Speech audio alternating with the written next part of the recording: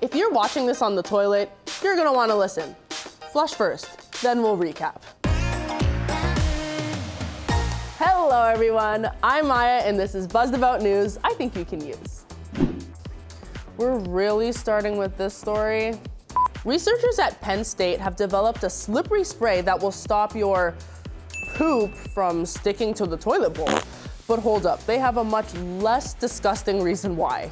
According to the Nature Sustainability Journal, over 141 billion liters of fresh water is used for flushing worldwide every single day. To reduce water waste and help everyone clean up their acts, this spray coats the inside of the toilet bowl like Teflon. Once it's sprayed, things won't stick, which means less water to flush. Right now, inventors are calling the spray LESS, as in liquid entrenched smooth surface. Obviously, in this case, less is more. This episode has really gone down the toilet. Kylie Jenner was trending again this week.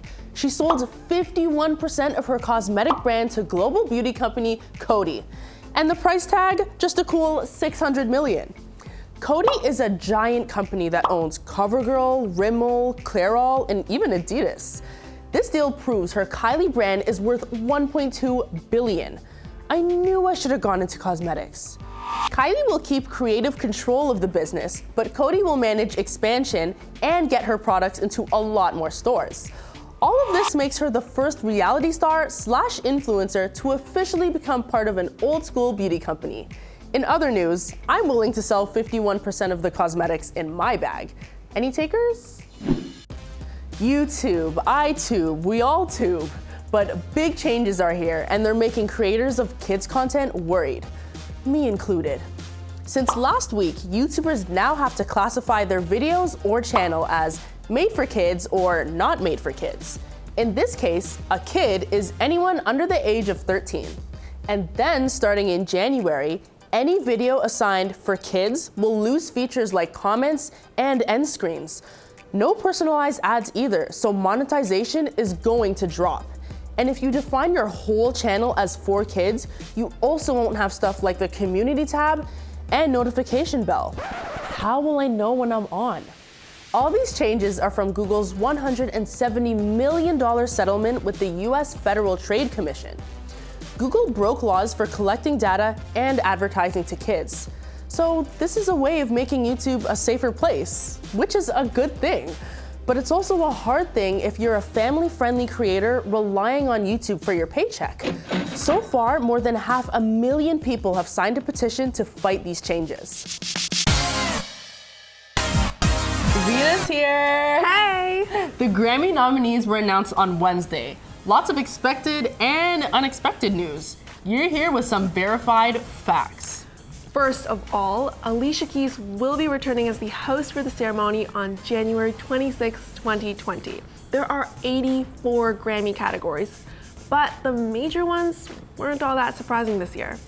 Lizzo received 8 nominations, but there was some controversy because her song Truth Hurts, which was nominated for Song of the Year, was actually released back in 2017. But it still technically qualifies because it only blew up this year. Lil Nas X received 6 nominations, but I don't really get it because it's Old Town Road. Aren't only 2 of his songs actually popular? I know, right? Ariana Grande received 5 nominations, which definitely wasn't surprising, and I think she kind of deserves it. I could not agree more. But what was surprising was that BTS received nothing. Oof. They're so massive with such a huge fan base. Like, what happened? I don't know. My sister is devastated over that snub. But let's talk about the fact that Billie Eilish just made history. Absolutely. Her fans were convinced she would be nominated for the 4 biggest categories, and well, she was. And she's the youngest to do it. If she wins Album of the Year, Record of the Year, Best New Artist, and Song of the Year, she'll be the first person to do it since 1980. Way back then, singer Christopher Cross won. Who?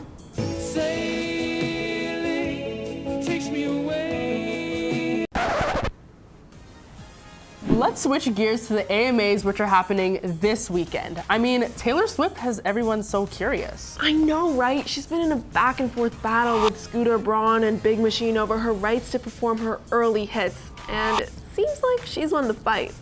It's a complicated story with a lot of twists and turns. But if there's one thing for sure, it's that all eyes and ears will be on her when she attends the AMAs. And hey, if you want to get more information about her battle, go to our website for a great explainer. Which song do you think is her best?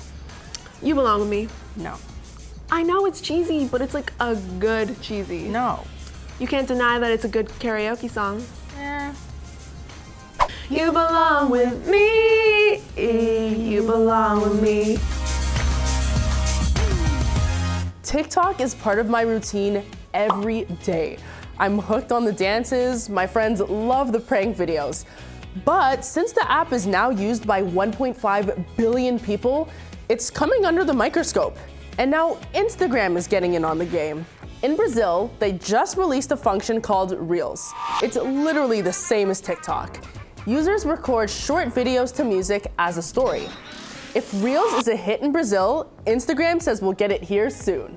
But back to TikTok. It's a Chinese-owned company, and one US senator wants rules in place to make sure none of our data is being shared with the Chinese government.